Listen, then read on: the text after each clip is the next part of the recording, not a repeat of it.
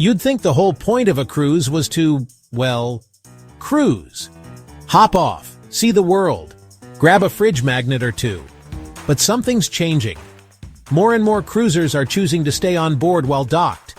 And I'll be honest, I've done entire cruises without stepping off the ship once, and I don't regret a second of it.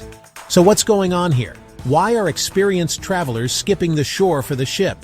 And when should you consider doing the same? Let's dive into the smart reasons why staying on board might just be the best part of your next cruise.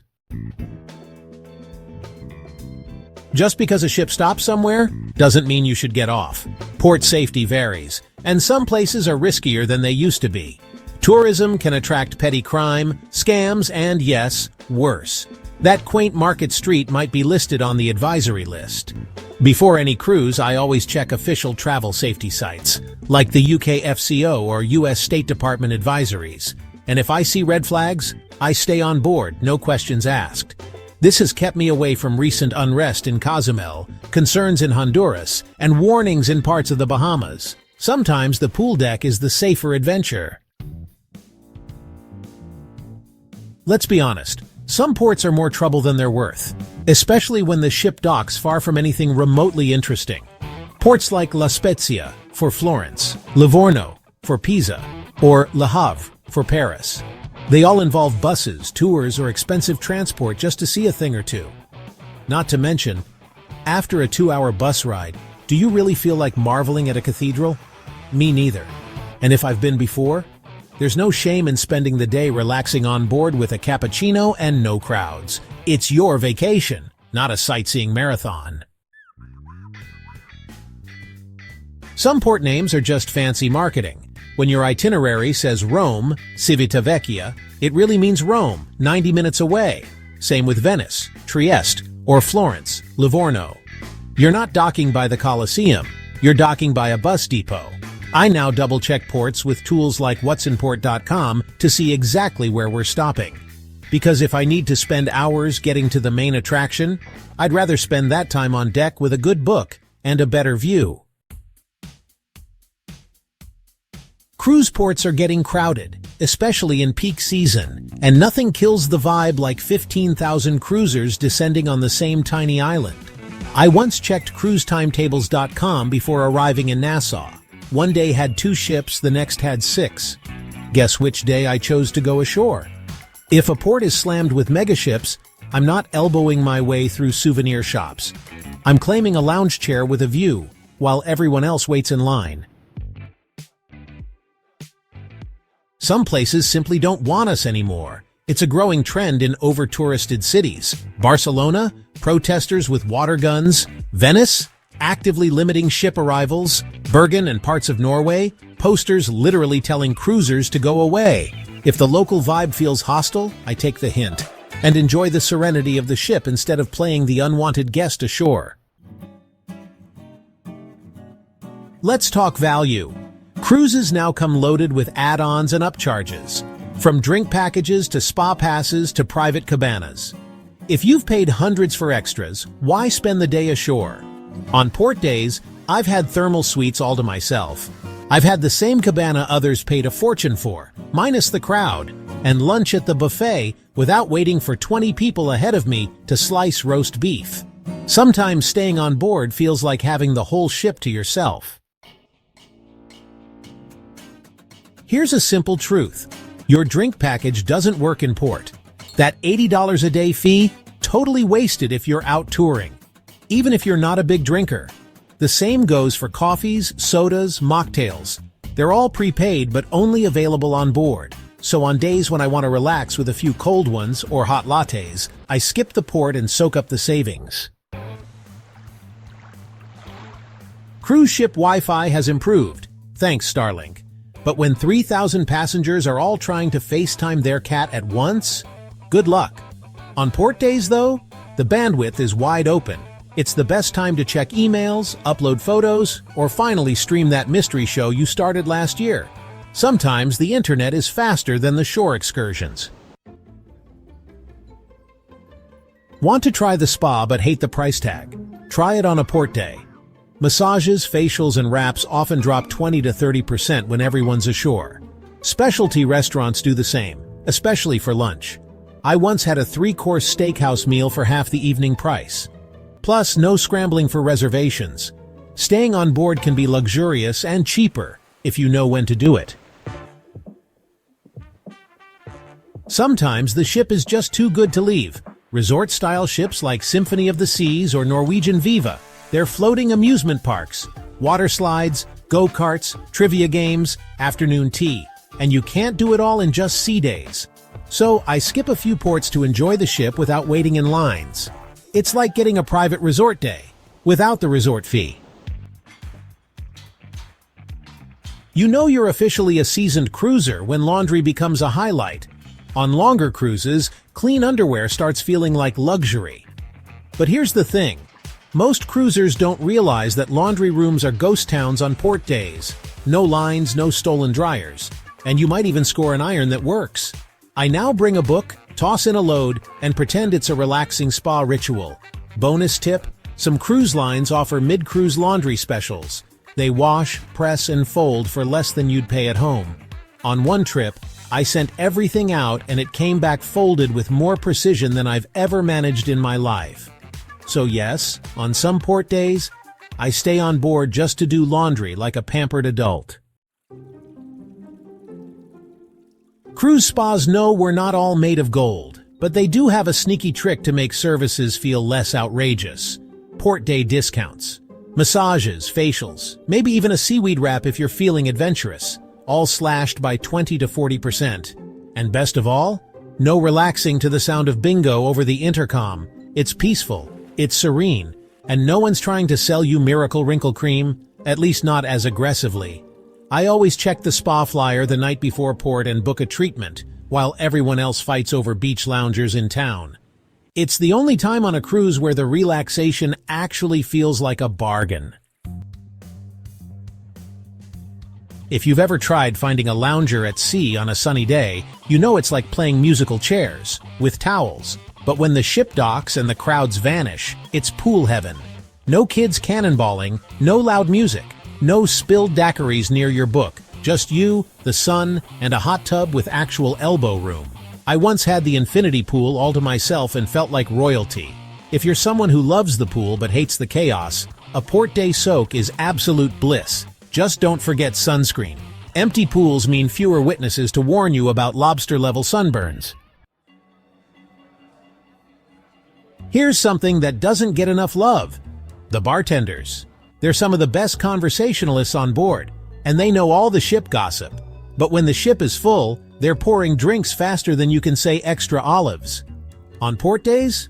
Different story.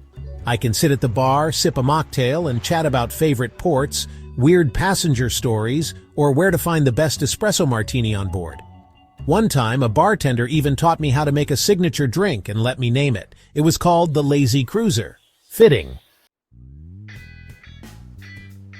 This might be the most underrated perk of staying on board. You don't have to do anything. No rushing, no queues, no excursions. You can sit on your balcony, read a book, stare at the ocean, and enjoy that rare thing we forget exists, stillness. Sometimes I grab a tea, park myself near a window in the cafe, and people watch the few others who also stayed behind. It's like the ship breathes differently on port days. Quieter, calmer, almost spa-like. Honestly, it's my favorite kind of vacation day. The one where no one expects anything from you at all. If you're going on a cruise, there's one place you're guaranteed to visit. Not the spa, not the casino. I'm talking about the glorious, overflowing buffet. It's convenient, it's fast, it's where diets go to die. With dignity. But here's the thing. As wonderful as the cruise buffet can be, there are some easy-to-make mistakes that can ruin your experience, or someone else's. So today, we're covering 15 cruise buffet mistakes that every smart cruiser should avoid, plus a few etiquette reminders you wish other passengers knew. Let's dig in before the food gets cold. You just boarded. You're excited, hungry, and so is everyone else. That's why the buffet is packed tighter than a Black Friday sale at Costco. Families with luggage, long lines, no tables. But here's your pro move. Check if the main dining room is open. Many offer a quiet sit-down lunch with better food and no chaos. Or head to the pool grill or pizza station. Some ships even offer discounted specialty dining on day one, a little-known perk. Bottom line? Unless you love a crowd, skip the embarkation buffet madness and explore your quieter options. Yes, it's all you can eat, but that doesn't mean it all has to be on one plate. Mac and cheese, fried chicken, pizza, shrimp cocktail, pork roast, a meatball, and that's just one spoonful. Take smaller portions, try a few bites, then go back for seconds or thirds without wasting food or feeling like you swallowed an anchor. Let's talk cleanliness. That hand sanitizer station? It's not decorative. Buffets mean shared tongs, shared spoons, and, unfortunately, shared germs. Always sanitize or wash your hands before diving in. Don't use your fingers. Don't double dip.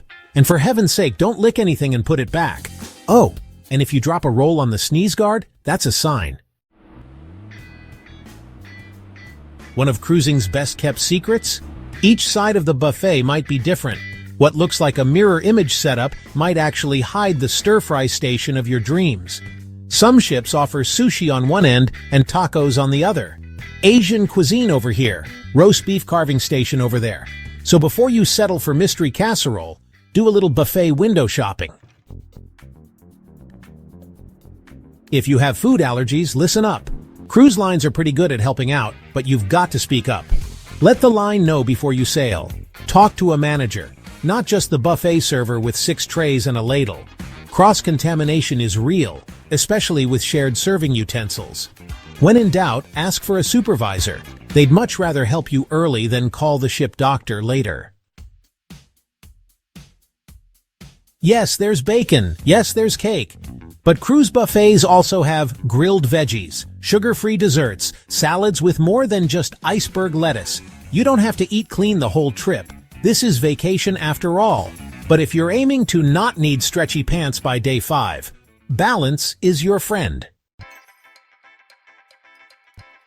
We all learned how to behave at Golden Corral. Let's not forget it on the high seas. Here's your refresher. Don't cut in line. Don't hover and hold up the station.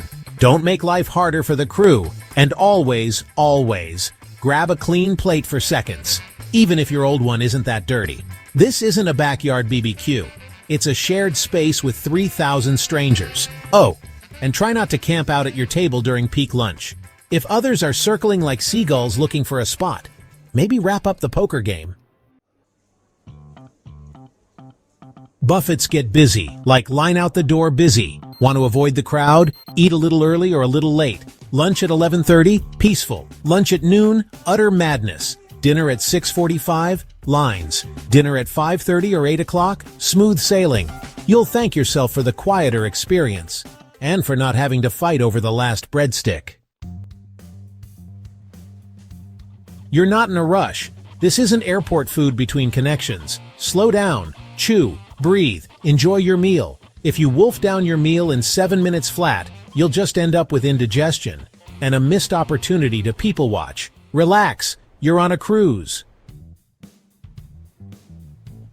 I hate to be the fun police, but your wet swimsuit and no shirt look, not Buffett approved.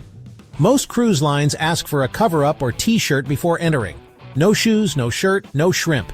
Also, no dripping through the buffet line like a soggy Labrador retriever. Dry off first, then dig in. Flip-flops are fine, but make sure everything that needs to be covered is covered. You just had a big lunch. You think, I'll skip dessert this time. But then you walk by the pastry station, and that tiny cheesecake calls your name like it knows your weaknesses. Remember, cruise calories don't count. That's not science, but it should be. If you see something that looks good, take it. The worst-case scenario, you don't finish it. The better-case scenario, you discover a chocolate mousse that changes your life. You pile up your plate, find the perfect table, and then realize your mouth is drier than a desert in August. Now you're stuck doing the buffet walk of shame, carrying your tray back through the crowd, looking for lemonade. Here's the fix. Always grab your drink before loading your plate. Water, iced tea, coffee, whatever keeps you hydrated and happy. A meal without a drink is like a cruise without a towel animal. Technically possible, but deeply disappointing. You want to go back for seconds, but you don't want to lose your spot. So you leave your purse, phone, sunglasses, tablet, novel, and bingo dauber on the table, like you're marking your territory. Here's the reality. Most people are lovely, but not everyone is honest, and buffets can be busy. If you're cruising solo, ask a crew member to watch your spot or take your valuables with you. If you're with someone, tag team your buffet run. Your phone doesn't need to save your seat. It's not a chihuahua at a Starbucks patio. You entered on one side, you explored the stations, and now you don't know how to get back to your table. It's not just you. Cruise ship buffets can feel like food labyrinths, especially after 3 trips to the carving station. Here's your solution. Take note of landmarks. Are you sitting near the soup bar, the ice cream machine, the guy who won't stop talking about how much shrimp he ate? Use your surroundings. And if you do get turned around, hey, maybe you'll find a new dessert section you missed the first time. There was a time when skipping a port felt like missing out. Now, it feels like the smartest move I made, because when the town is crowded, the ship is empty. When the excursions are expensive, the sun deck is free. And when others are rushing around with maps and wristbands, I'm having another round of coffee, watching the waves roll by. If you found this helpful, don't forget to like, subscribe, and explore my other videos, especially this one, where I walk through the most overrated ports I've visited, and what to do if you still want to go ashore wisely. Happy cruising, and don't forget your key card.